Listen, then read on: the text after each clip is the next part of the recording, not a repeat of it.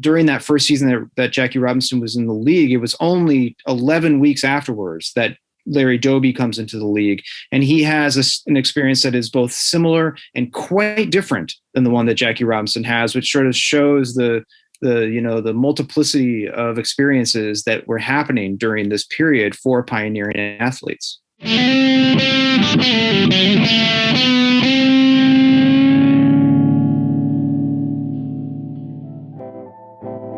That's Luke Epplin, author of Our Team, the epic story of four men and the World Series that changed baseball. Welcome to Sandlot Social Club. I'm Adam, your host. I play Sandlot baseball with the Cap City Cobras in Austin, Texas. Luke's immersive book about the 1948 Cleveland Indians gives readers a front row seat at stadiums and sandlots during a critical and compelling period for baseball in America. It's my favorite kind of historical text, light on analysis, high on story.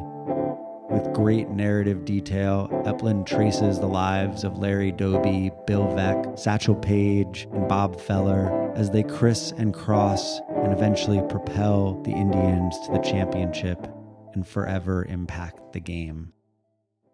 We chatted about what drew him to these figures and this team for an episode of Sandlot Recommends.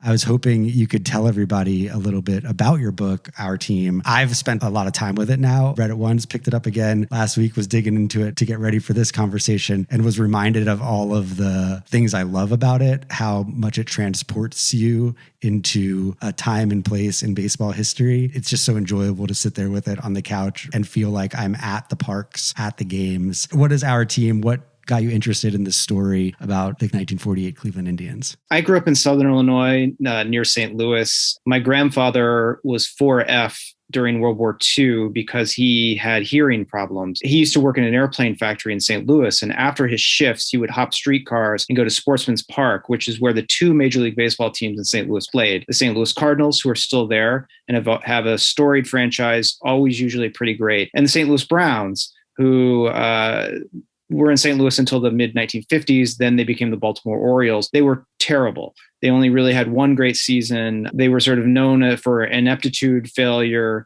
mediocrity, the whole nine yards. My grandfather loved the Browns. Because he was hard of hearing, it was sort of difficult for me to have a conversation with him. So I would just listen to him talk about the Browns. And anybody who knows anything about the Browns knows that Bill Veeck was the last owner of that team. He was the owner up until the time they left St. Louis, and he did some of those most notorious stunts while owner of the Browns. He brought a little person to the plate. He had fans managed from the grandstands. He shut off fireworks. He gave away outrageous gate attractions, all these sorts of things that we now associate with Veeck. He was sort of in overdrive with the Browns, trying to get fans to come to the ballpark. So I was always fascinated by Bill Veeck. I had read Veeck is in Rec as a young kid, and I picked it up again as an adult.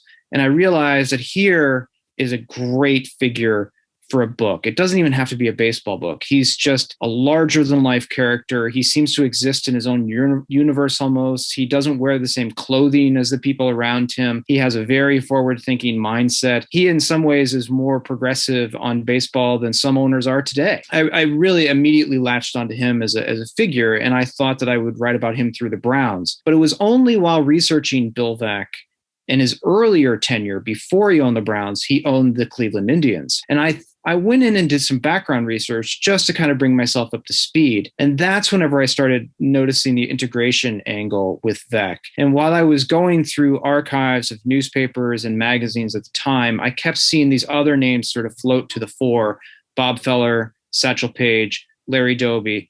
And I started recognizing that each of these four men, two white, two black, represented a different facet of the integration experience. They all had different worldviews, grown up under different circumstances, and in a way, them coming together was the perfect sort of friction of forces that was happening during integration. So I thought to myself, you could tell a really interesting story about baseball integration, one that isn't commonly told, because the one that is centers almost exclusively on Jackie Robinson, through these four figures, and they're coming together and sort of being in tension with one another. So that's sort of the germ of how I came to it. What was interesting to me reading this book was the awareness that these narratives were not, one after the other, right? Larry Doby, Satchel Paige, what Bill Veeck was doing. This was all happening alongside the Jackie Robinson narrative. And there were a lot of these intertwining narratives when it came to baseball and integration. I think that the way that we celebrate Jackie Robinson Day now, where we designate the day of his breakthrough onto the Brooklyn Dodgers, everybody wears his number. His number is retired across the league. And that becomes a sort of stand-in for integration as a whole. I think that it's very well deserved, obviously, what he had to go through and the way that he handled it. He deserves every accolade that he has. But at the same time, it has a sort of tendency of erasing the other figures and narratives that were concurrent with his own. And so it sort of makes it seem like Jackie Robinson had to sort of come into the league, integrate it, blaze the trail forward, and then it was safe for other owners to sort of open it up. But there were other owners such as Bill Veeck who were thinking of integrating even before Jackie Robinson came into the league. And I think that if Branch Rickey hadn't integrated whenever he did, Bill Veeck was going to do it anyway. And so it really does overshadow these other figures like Larry Doby and Satchel Paige and Bill Veeck to an extent. You write later in the book that the impact that Larry Doby had on the league and the game goes far beyond statistics. Statistics are not absent from the book, but they're not a big part of the way that you tell this story. I was wondering if you could talk a little bit about the methods that you used in terms of your research and the stuff that you pulled from to create this story, because it's such a textured book. The sights, the sounds of baseball, they're all there. Yeah, well, my thought process on that was varied. Number one, I thought that Larry Doby in particular, as the second Black player to break into Major League Baseball in this past century, as the first person in the American League, et cetera, he has been relegated to a trivia question that, when we say who was the person that followed Jackie Robinson, the answer is Larry Doby. I think that what that does is that you lose the sort of narrative with him and why his own breakthrough into Major League Baseball was just as meaningful and as exciting and interesting as that. And two, I thought that what Bill Veeck did with that Cleveland Indians club, taking a team that when he bought it in 1946 was in sixth place and pretty down and out, and turning it around into a World Series victor within less than 2 years, primarily doing this by integration, by making these incredible trades, and by exciting an entire, not only fan base, but basically the nation. By the time Satchel Paige comes on the Indians in 1948, the Indians have become sort of the national team. Everybody is breaking down turnstiles to get in there and see them. So I thought to myself that this narrative itself has been lost. And what I wanted to do with this book was try to tell it as though you were experiencing it at that time. So the book doesn't veer into a lot of historical analysis. It doesn't veer into a lot of sort of comparison between eras, and it doesn't veer into statistics. I thought to myself that if you want to know what Larry Doby bats in 1948, you can easily go onto Baseball Reference on the internet and find that stuff out. I think that, with the rise of sort of online media and things like that, statistics are there for the plucking. And so I didn't necessarily think to myself that I needed to include a whole bunch of them, or even kind of games. Like there's not a lot of sort of depth into individual games. I really just wanted to focus on sort of the larger issues and create a narrative that felt immediate and that sort of recaptured why Doby's entry was significant and what this Cleveland Indians team not only meant but felt like. Why did they break the attendance record that stood for quite a long time? How did they do that in a town like Cleveland? Yeah, it works really well. Like I said, it feels like time travel. You're in the seats at the stadium. I'm wondering if you could talk a little bit about Effa Manley. She's amazing. Yeah, I think she's one of the most extraordinary figures in baseball history. There really is no one comparable to her. She was somebody who grew up in Philadelphia to a mixed race family. Her mother was white. Her father supposedly was African-American, but there is sort of rumors that she might have been born out of an affair her mother had with a white individual. Either way, she identified as Black.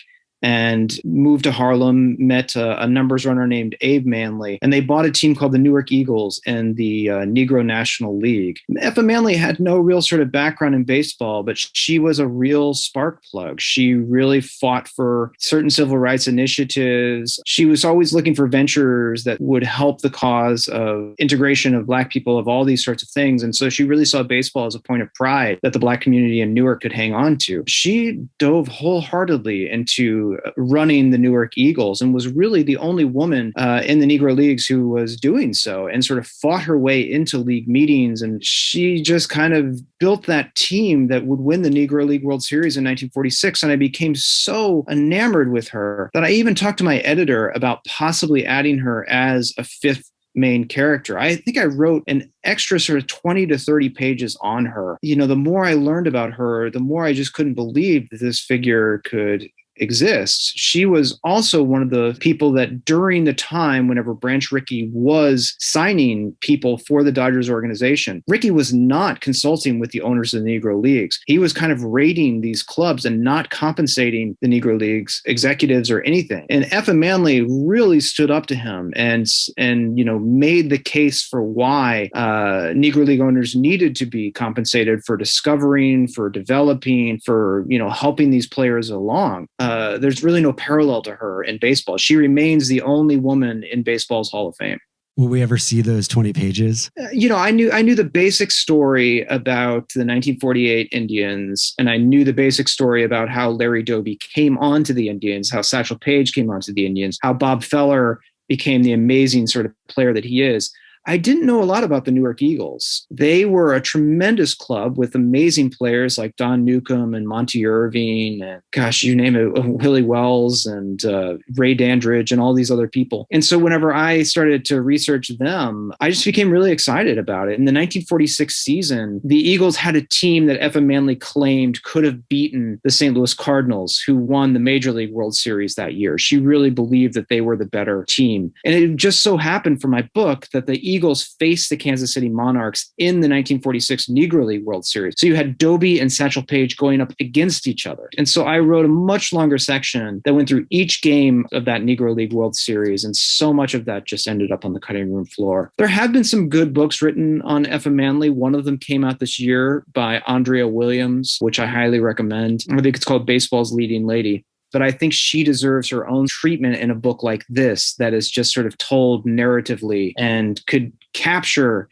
the excitement and the spirit and sort of really draw a reader into why she was so important. Yeah. You mentioned Satchel and Larry playing each other in the Negro League World Series. I think one of the things I enjoyed about this book was the way that you captured their relationship. These two men, totally different generations, roommates, but having a very different approach and a very different experience. Yeah, they were 17 years apart in age. And that was a tremendous barrier between them because they grew up not only at different times, but under sort of different worldviews. So Satchel Paige grew up during a time in the Deep South. He's from Mobile, Alabama, during a time of sort of extreme segregation, lynching, all these sorts of things. And he comes of age during the Great Depression when the Negro Leagues are kind of in a state of collapse, or at least financial dire straits. And so he takes this sort of abilities and talents and things like that and marries them to a persona that excited crowds. It was a persona where he would sort of walk extremely slowly to the mound, do these sort of wild windups that almost look like, cranking an old car or something like that. If the game was in hand, he would do things like call the fielders in or, yell exactly what he was going to pitch and just sort of scoff when batters still couldn't get to it. He really developed that side of his personality in such a way that it made him sort of larger than life and allowed him to become basically a one-man franchise during a time whenever a lot of black ball players were just struggling to survive. He became someone who was making as much money as a white superstar during the Great Depression. It's a really incredible feat of entrepreneurship and savvy and businessmanship, all these sorts of things that you can think about. With white audiences, they would have sort of looked at this sort of slow walking, sort of deadpan persona and seen sort of a echoes of Stephen Fetchit, who was a popular screen actor at that time, known for sort of being, mumbly and maybe a bit lazy and things like that. But to Black audiences, also known for outsmarting white people, sort of using that persona to get what he wanted, to advance his own needs and things like that. So he was kind of a popular person among Black and white audiences at the time, and Page adapted a persona that could be read as similar to that. And white audiences certainly laughed at that persona. They sort of felt comfort in that persona because they read certain negative stereotypes into it. And Page could play it up whenever he needed to, while he then, whenever the batters came to the plate, just mowed them down. Larry Doby grew up at a time where the civil rights movement is sort of at its start. He goes to the war and he sort of comes back, and there's this idea that, integration is imminent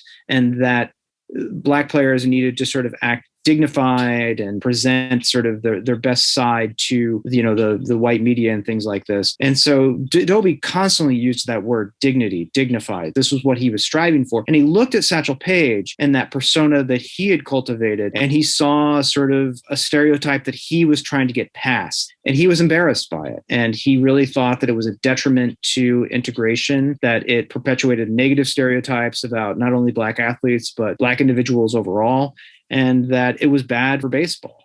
And he was not shy about saying that, about trying to get Satchel Paige to act differently. And Satchel Paige, you can imagine, he's 17 years older than Doby. He's sort of wondering why this little kid is sort of instructing him to do things. Even this kid hasn't done anything, and Satchel Paige was a superstar. So these two men just simply did not get along. So much so that even at the end of his life in the 1990s, Doby is still giving interviews where he's talking about how Satchel Paige's persona was bad for baseball. He just kind of never gets over it. Are there any people today in baseball or in recent baseball memory that have echoes of these figures in their personalities that you've noticed? It's an interesting sort of thing.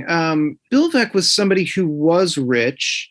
His father was the president of the Chicago Cubs, but he didn't act that way. And he sort of preferred to congregate with this common person. He loved going out to bars and just talking with whoever was there. He was very much a man of the people. He was also the last of any sort of owner that wasn't just ridiculously wealthy. He was rich, but he wasn't wealthy. And so he relied on sort of backers to help him buy the clubs. You just don't see that anymore. And so, you even, maybe if you look at someone like basketball, you could see like Mark Cuban or something like that, who strives to make himself a sort of personality as team owner. But even Cuban is not sort of reinventing the way that a basketball game looks. He's sort of drawing attention to himself.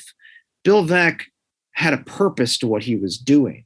Like, he was trying to, break records and excite fans and get the city to start rooting for the Indians. Like, he was a salesman and he was all these other things. I just don't know if there's any other figure that I can think of that is like him. Satchel Paige is also sort of interesting because I think that he's a legend in a way that we don't have legend anymore. So much of what Satchel Paige did was out of the public view because he was playing in these small towns. And so a lot of what was happening with him was passed from, word of mouth, sort of person to person to person. It created a legend.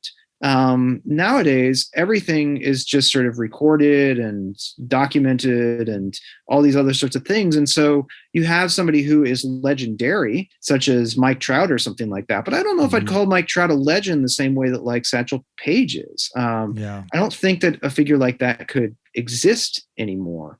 There's more certainty for sure all around, less mystery. If you're good at baseball, you've been good at baseball for a very long time and people have known that you're good at baseball and you've been in development programs. I mean, really any sport. So that contributes to the lack of myth making. And then at the same time, there's not really a Bob Feller style of a regional baseball where it's like this person grew up here and played, in Iowa and everybody knew him. And so you don't have those figures either because someone like that would be whisked away and put in baseball camp. Yeah, I mean, Bob Feller, whenever he came up in 1936, he wasn't supposed to go down to the Indians, but he injured himself. And so then the Indians had him come. He was a high school junior to Cleveland to sort of rehab. And he was sort of pitching these starts against an amateur team and just dominating so much. The Indians decided to see what they could do with him during an exhibition game against the St. Louis Cardinals. And he was so unknown to everybody, to the Cardinals, to the fans, to everybody, that the Cardinals on that day literally thought he was somebody that was selling peanuts in the stands, and that the Indians were just going to kind of let play in this game. They thought that he was, like a sort of prospect, but to make ends meet, he was a peanut vendor. And so you can read these sort of interviews where they're just like, who is this peanut guy? That would never happen nowadays. Bob Feller already at that time possessed 100+ mile an hour fastball and was like just dominating the competition in the Midwest. And I think the parallel would be somebody like Bryce Harper, who was recognized from an extremely early age, like, teenager, that this was the guy. He was a prodigy, and baseball doesn't have a lot of prodigies. You sort of go through the sort of rigors of the minor leagues and stuff like that. Bryce Harper was the Bob Feller prodigy. And I think that just in the way that he sort of plays and even the way he looks, like he could be that mythic figure. And, I guess in some ways he is. He just won MVP, but like, I don't know.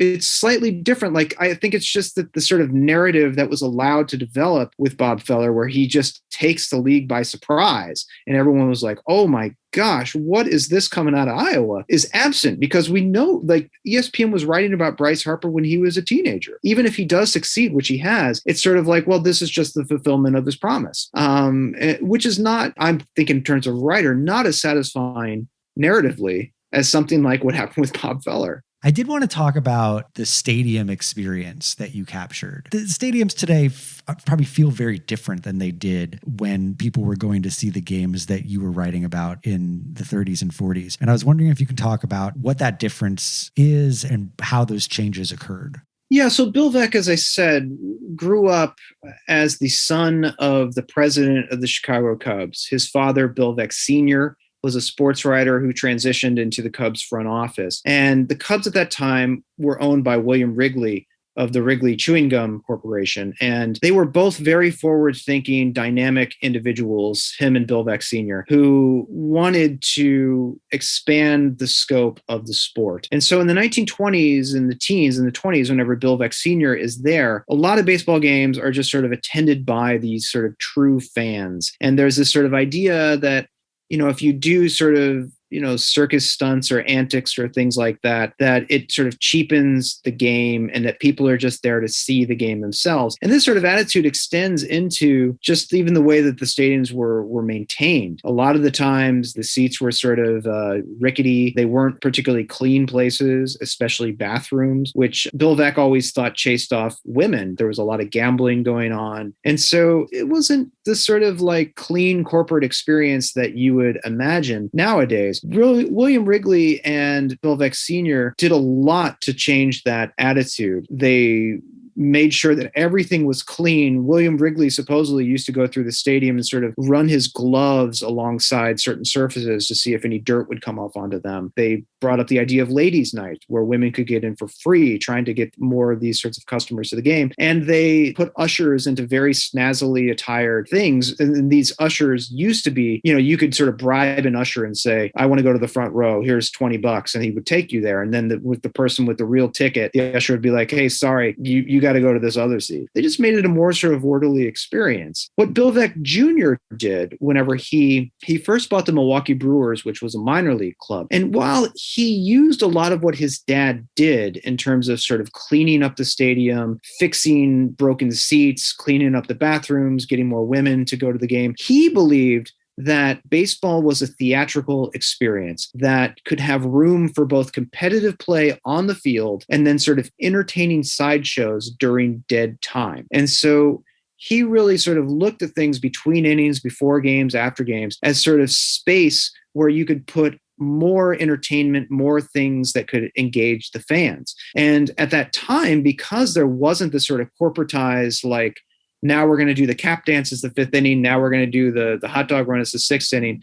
A stadium nowadays is very sort of like orderly with its entertainment. There aren't a lot of surprises that you would see at a stadium. It's sort of the same entertainment over and over in certain variations. Bill Veeck was just throwing everything he could think of at the stadium. He would have fireworks. He would do quiz shows. He would have marriage ceremonies. He would, have races. Whatever he could think of, he was trying. He would give away outrageous gifts such as cows and chickens and big blocks of ice and step ladders and all these sorts of things. And fans would just get a kick out of all of this. And the fact that like he was inventing it as he went along, fans never knew what he was going to do. And so they would come to the game sometimes just to see what was going to happen. And this not only brought in fans that liked baseball, it brought in fans who didn't really care about baseball, but had heard about it or wanted to see it. And then Vec's sort of idea was these people would see that entertainment, would be sort of amused by it, but then they would be forced to watch the game. And through doing that, he could cultivate an entirely new legion of fan base. People who would never even think about watching baseball are suddenly watching it. And maybe they're learning about it. Maybe they're liking that as well. And so it was this sort of idea that you could sort of make baseball an even more theatrical experience, which got tremendous pushback at the time because people really thought that Vec was cheapening the game. They thought that he was sort of a stain on the national pastime. All of this stuff was beneath baseball. And Vec, in his own mind, thought that baseball was just another form of entertainment and you didn't need to revere it as such, that you could sort of keep the integrity on the field, but then sort of think about different ways you can entertain the fans during the dead times. And so, yeah, he was really the person who did this. And so if you go to a game now, even though, as I said, a lot of the entertainment is going to be more sort of a corporate manner where it's the third inning, it's the kiss cam, it's the fourth inning, it's the hot dog race, very sort of, orderly, almost rote things like that Bill Vec would not have liked. You still see his fingerprints all over the modern stadium experience. Every time a t-shirt is shot into the stands, every time fireworks explode after a home run, you should be thinking of Bill Vec. There's a team in Savannah, Georgia called the Savannah Bananas, and they do some interesting stuff with digital media and skits and things like that. They've also made some rule changes to the game and how it's played. That reminds me of Vec in its innovation, its experimentation. I'd wonder if you came to Austin, what you would think of the Long Time where we sometimes play here, because that also has echoes of Vec when it comes to, filling in the space around the game with other things that people might enjoy, like the music that they'll play there sometimes. There's sometimes performance pieces or dance. So it's out there in the game. I see these notes of it in places, but it's not part of Major League Baseball at all. I think that's a great point. And I think that you're probably right that if Bill Vec were around today, and if he were in sort of a similar scenario where he's not ridiculously wealthy or something like that, he would be involved in the game on an independent or a minor league level, where he would be probably more free to pursue his whims and his experiments and his vision. Thanks, Luke, for coming on the show. Thanks, everyone, for listening. You can find a link to grab a copy of Our Team in the show notes. It's a really fun read. I'd also love to hear from you if you've stumbled upon something baseball-y you recommend. So send a message to Sandlot Social Club Podcast at gmail.com if you're so inclined, or follow us on Instagram at Sandlot Social Club Podcast and head first slide into our DMs. Other than that, go forth, be Vecian. It does kind of have this Vecian spirit. Is Vecian a word? Vecian, Can we make it a word? Definitely. Yeah, okay, Yeah. Let's do it.